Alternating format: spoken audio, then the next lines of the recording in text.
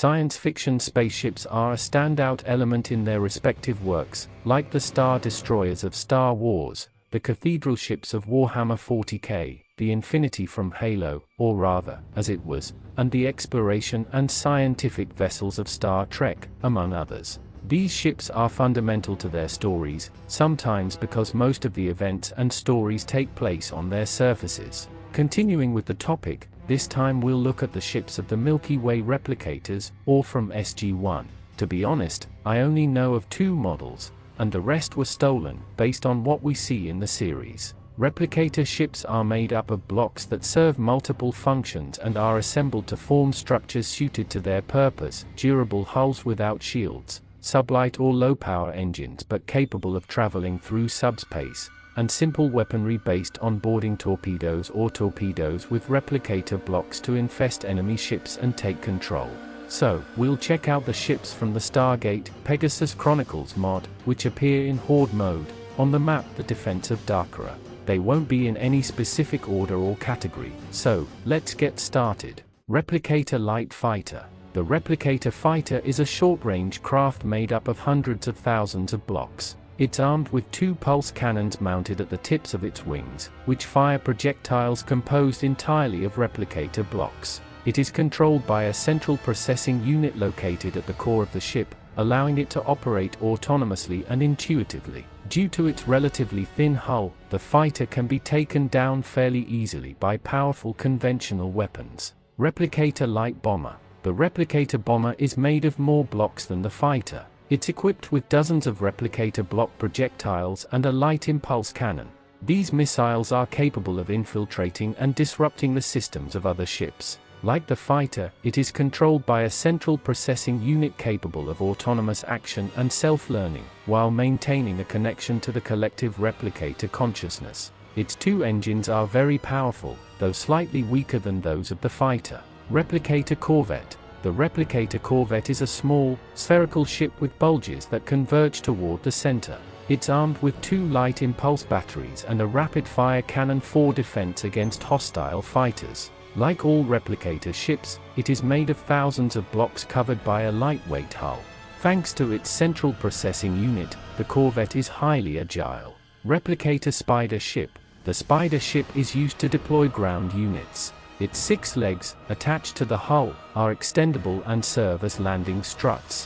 From the lower central section, replicators emerge in a form similar to that of an insect. During combat, the legs retract. Despite its role as a transport, the ship is armed with 2 light impulse batteries and 2 medium ones. A dense and thick layer of armor protects it while under enemy fire. Replicator Warship. The warship was the first replicator vessel to be constructed from scratch, rather than assimilated. It has a cylindrical shape with long, rotating circular struts and is composed of billions of blocks. Its thick hull provides additional protection.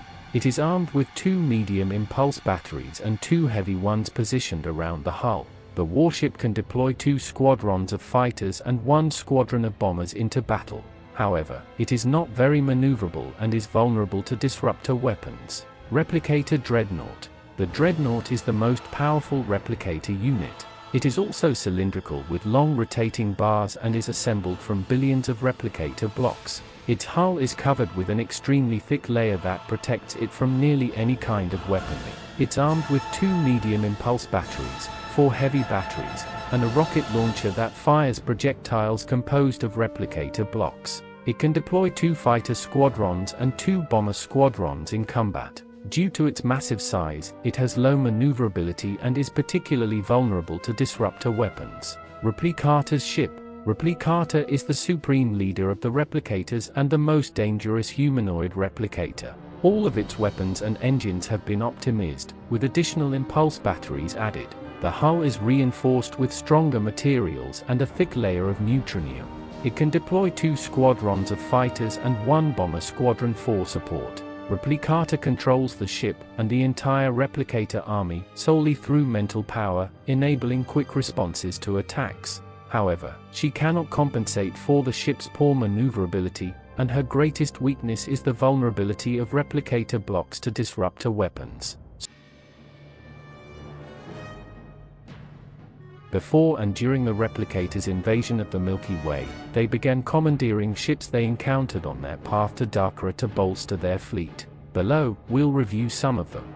Replicator Hartak. During their invasion of the Milky Way, the Replicators captured numerous Goa'uld Hartaks. They assimilated these ships and upgraded all their systems, engines, shields, weapons, and sensors. Additionally, they reinforced the hull's armor with replicator blocks. These enhancements make the Replicator Hartak far stronger and more resilient than its Goa'uld counterpart. Replicator Cruiser. The Replicator Cruiser is a ship built by an unknown race from the Ida galaxy and captured by the Replicators after its construction. It has a cross-shaped appearance, with a pointed bow and 2 long wings. The Replicators assimilated it during their journey between Ida and the Milky Way due to its advanced technology. They upgraded its shields, engines, and particle cannons, and reinforced its trinium hull with nanometric replicator blocks. These improvements make the cruiser highly durable and powerful, though not very maneuverable. Replicator Balisna. During their journey through the Ida galaxy, the Replicators assimilated several Asgard ships of the Balisna class. Physically, it's a standard Asgard ship, but it is equipped with upgraded shields, optimized engines, and long-range cannons. Its hull is also reinforced with replicator blocks. Unlike other replicator ships, disruptor fire does not affect it. Thanks to these enhancements, the Asgard warship is far more powerful, though less maneuverable.